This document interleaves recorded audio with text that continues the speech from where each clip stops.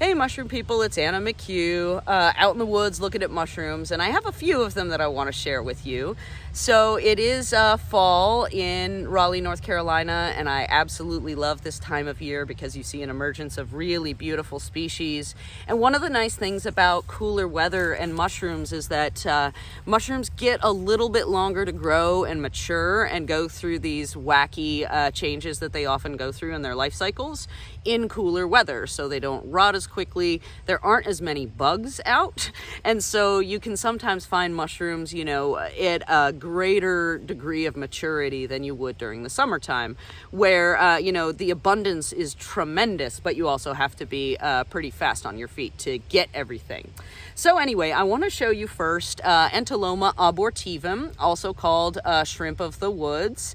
This is an edible mushroom that's a really wild lifestyle, actually, but I'll go over identification features first. So you have this kind of like lumpy, bumpy, bit of fungus. You'll oftentimes find it growing out of the base of trees because it is actually a parasitized mushroom that has been taken over by another fungus. And so the honey mushrooms are the mushrooms that are parasitized. And so if you're familiar with honey mushrooms at all, they are a highly parasitic species themselves, or number of species. They're all highly parasitic. And so you'll find them attacking trees, growing at the base of trees, etc. And so you can find Entoloma abortivum anywhere that you find those mushrooms. So you have this lumpy, bumpy thing that, if you really deconstruct it in your imagination, you might be able to see the mushroom cap shape there. You oftentimes have a divot or depression in the middle. And again, this sort of like this color is a little distinctive for a couple of reasons. First of all, it's whitish, but as you handle it, you start to see it's not a bruising, it's just as though the whitish material has been smushed down, and so it starts to look a little bit, smooth and a little more of a cream sort of color. So they start out and they're sort of, flashy, flossy, and white, and as you handle them, you start to get a little bit of that. If you crack the mushroom open, what you can see is that the interior of it, is kind of mealy. It also should be white on the inside. Sometimes you get a little bit of brownish or reddish blushing, but this is again a mushroom that has been consumed by another fungus. So the scientific name Entoloma abortivum is basically a reference to the parasitizing fungus. So the Entoloma is attacking Armillaria mushrooms, so those are honey mushrooms collectively. There's a lot of different honey mushrooms. And so, in the course of this parasitic relationship, you end up with these really wacky fruiting bodies. And it's interesting, too, because they're way more pliable and easy to break apart than a honey mushroom would be. They become consistent on the inside in a way a honey mushroom never could be, because they are like a cap and gilled mushroom. You have a lot of different stuff going on consistency-wise. So I'm very excited to find these aborted Entolomas that I am going to take home with me. The second one that I want to talk to you about, and I will always share these mushrooms when I find them. This is a hedgehog mushroom in the Hydnum genus. This is in the subgenus Alba, and so it's a basically a species group that includes whiter hedgehog mushrooms, and many of them stain orange like this one does. So this is my all-time favorite, edible mushroom. I know that is maybe a controversial statement, but the combination of how much I like eating them and also how much I like finding them, because they're not super abundant, so it's a bit of a bit of a jazz when you find some, and also they're just so stinking pretty. So anyway, but between the thrill of finding them and the delight in eating them, they're my favorite mushroom. Unfortunately, I only have this little dude, but, nonetheless, I'm probably going to try to make a pizza out of, a variety of the things that I have here. I also have late-breaking, late-season Cantharellus cinnabarinus, the cinnabar-red chanterelle. Little dainty fella that has these forked false gills, so they're not real gills, and they run down the stem a little bit. So, it's very similar to larger chanterelle mushrooms, except it has this beautiful red-orange color, very safe in, you know, the fall during hunting season. So this is probably the best mushroom that you can collect a lot of. Maybe make yourself some sort of, you know, triumphal laurel arrangement and keep yourself safe. So yeah, they look like little flowers from the top, oftentimes, and a little waffly and false gills, and then you know, a little bit whitish on the inside. A lot of chanterelles are like string cheesy white on the inside. These are not, but it's, you know, it's more of a pinky, but it's a little lighter than the outer layer. Okay, so those are the mushrooms that I am pretty excited to be taking home to eat. I also want to show you probably the coolest mushroom I've found in 2021. This is Lactarius paradoxus. And this mushroom, I just can't get over it. So Lactarius paradoxus is similar to Lactarius indigo group in some respects. So Lactarius indigo is very well known as a mushroom that bleeds blue juice, and it's blue in color, and it's just like dramatic and over the top, and people like to eat them. Lactarius paradoxus probably is just as common, but I don't see as many people, you know, freaking out over them. Reason being that they oftentimes just don't have this amount of color. So typically, you know, you find Lactarius paradoxus and you may think that it is Lactarius indigo because it's sort of a bluish color on top. And it starts out with this lighter blue that you can see sort of on the outer, you know, the outer perimeter here. But as the mushroom matures, you can see you have developments of like areas that are starting to turn green, a lot of purple, and so, you know, this really just beautiful cap color that is developed over the course of probably a couple of days. And again, this goes back to like fall mushrooms. Sometimes they get a little bit more time to go through these radical changes, because I bet just a couple of days ago this mushroom was sort of like grayish blue on top and kind of nondescript, but you know, we have our purple and our blue, and it's just amazing. And if you look at the bottom of Lactarius paradoxus, you'll see that it has sort of cranberry colored gills, really quite pretty. These are a little bit darker than they can be, you know, when the mushroom is younger. When you damage those gills, you start to see just a little bit. It's not super, like not a whole lot, but you get a reddish exudate, a reddish latex. So that's where the species, or excuse me, the genus name Lactarius comes from, is these are mushrooms that when you damage them, they bleed something or other. And in this case, that something or other is sort of a reddish, you know, like cherry color maybe. So, and then, you know, you have this variegation sort of between pink and purple and green and blue going on. So I'm just obsessed with this specimen. I just haven't found anything quite as spectacular this year, as far as it's just sheer, like, I don't know, oh wow, why the hell does it look like this? Oh, and I just saw this thing, let me see if I can highlight it. There's this beautiful blue-green cracking on the stem. I need to look at that under the hand lens. So Lactarius paradoxus, one of the reasons it's called paradoxus is because it goes through these radical transformations. So again, starts out, it's pretty, it's sort of a silver blue, which is one of my favorite colors, but you know, it really is paradoxical because it goes through so many different, you know, permutations color-wise. So I have another Lactarius mushroom I want to share with you. This is Lactarius paparatus group. This is a mushroom that is really, really, really stinking spicy, and it is also very common, so fairly easy to get to know and recognize. So you have a cap and stem mushroom, usually has a big depression in the middle. It is, you know, kind of a matte finish. It's not furry or anything, but it definitely isn't slimy or slick in the way that a lot of mushrooms are. And then it has really, really tightly packed gills. And you can see right here, it's just as, you know, sometimes when they're younger, you can almost not tell that they're gills at all. And then when you damage those gills, you get a pretty significant amount of latex almost immediately that is creamy color and yellowish in color, and that will leave a yellowish staining on these gills. And this mushroom is called the peppery milky cap for very good reason.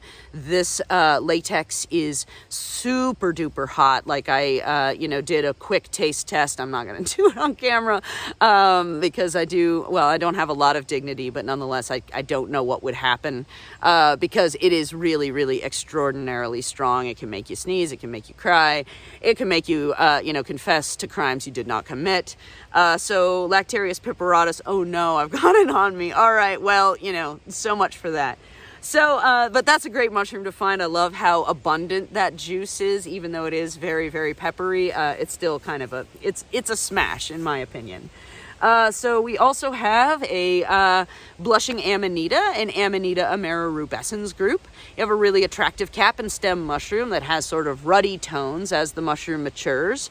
You have a little bit of reddish wartiness too. This is just material from the base of the stem that sticks to the cap. So you have a little bit of that like classic Super Mario Brother mushroom with red and white, white warts on the cap. You have a sort of similar appearance here. You have a stem that gets very, very reddish and bruises reddish over time. This is a fairly mature specimen. So you can see, it gets pretty distinctively red. You often have these little pits as well at the base of the stem. And unlike a lot of other Amanitas, it doesn't have like a cup or, a big club at the base. It's just sort of this like foot. It's not very elaborate. It's not very cool looking, except for these, these pits and craters, which it often has. You also have a ring on the stem, and, it tends to be, reasonably noticeable. It can certainly wear off, but, consistent feature across the board, and that tends to be pinky in color, like so much of the rest of this Amanita amara rubescens blushing mushroom.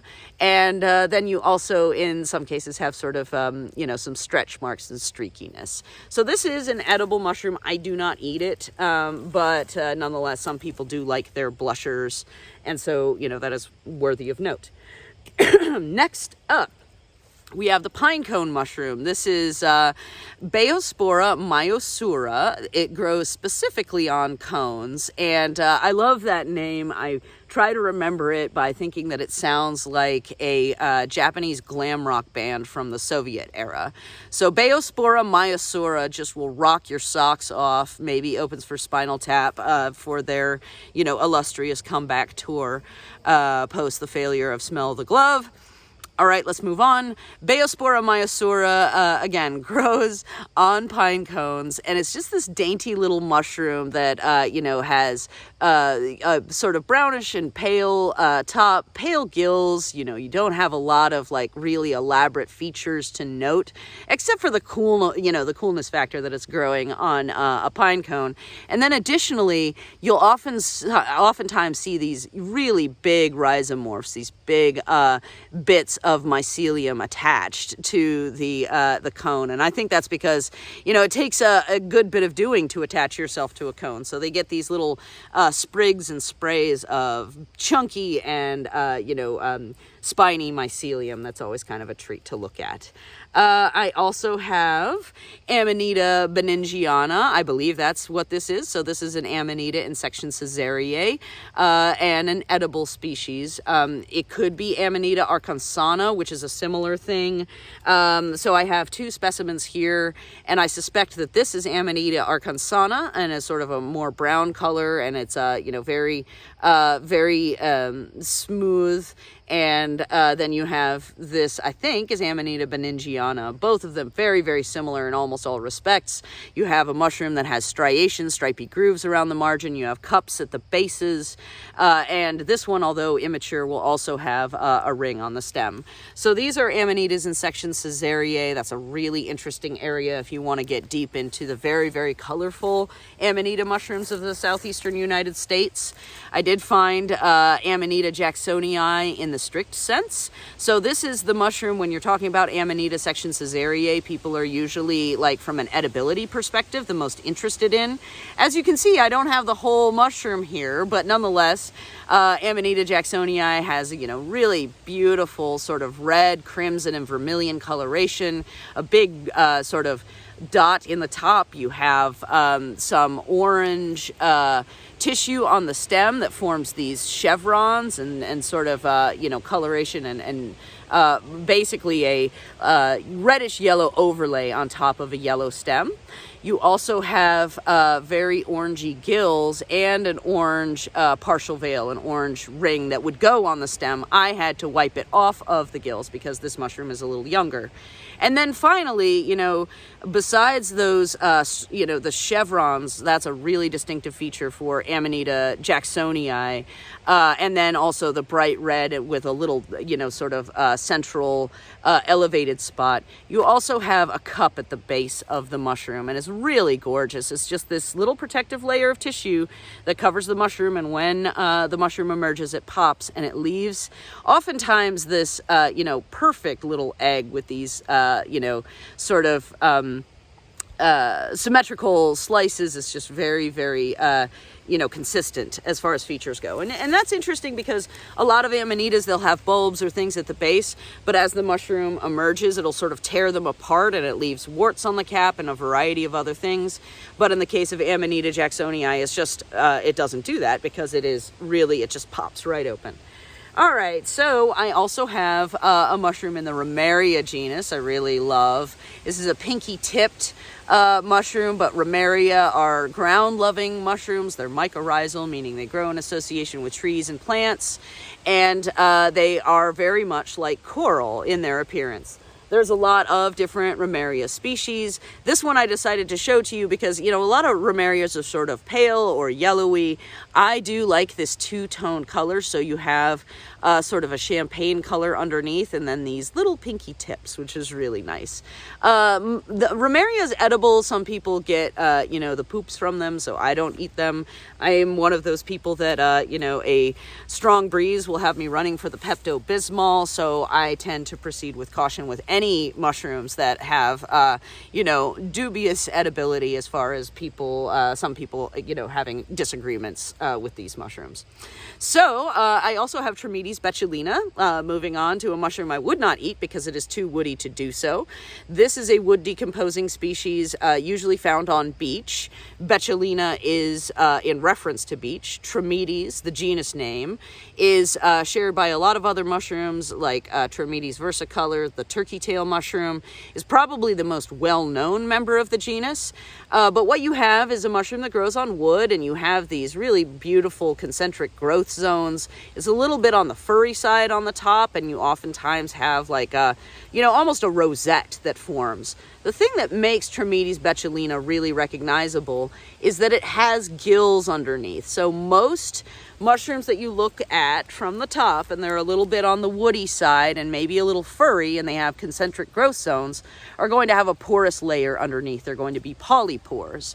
But Trametes betulina has this, you know, gilled undersurface, so that makes it very recognizable and certainly a lot of fun to find. Let's see, what else do I have to share with you? Oh, I have a couple of hygrocebi mushrooms. So these are waxy caps. I'm going to take them home because I know that I can't get to species right now, but I know that my most important feature here is that this has a crimped stem, so it's almost like a double stem. But waxy caps tend to be, there's a variety of them in the hygrocebi genus. They oftentimes are brilliantly colored, so you have red ones, you have orange ones. Red and yellow seem to be the most popular colors for the hygrocebi wardrobe, and so you know, these are going to take just a little bit more research for me to be comfortable identifying. But again, you know, you have hygrocebis are determined by being essentially a cap and stem mushroom, oftentimes with a little conical cap. Some of them are very conical, and then they're called waxy caps because their gills are very buttery, soft, and waxy, and they tend to be widely spaced as well. So if you're just petting this mushroom, it's very, very, again, waxy and soft.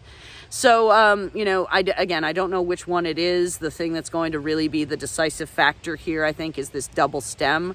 But you have a, you know, sticky, colorful mushroom that I am always delighted to find.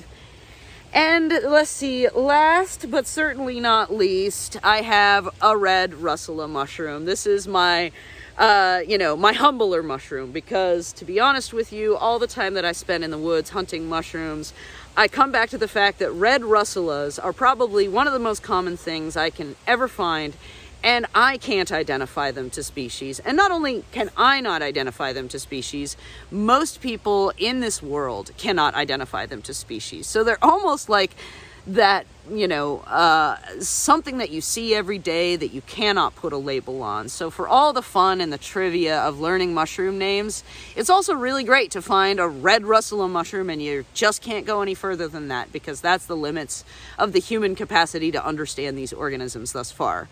All of that being said, one of the other things russulas are excruciatingly good at is exploding upon impact for mushroom fights. So I'm going to test my aim. Got a really nice explosion over there. So I think I've pretty much covered it. I hope you have a great rest of your fall mushroom season.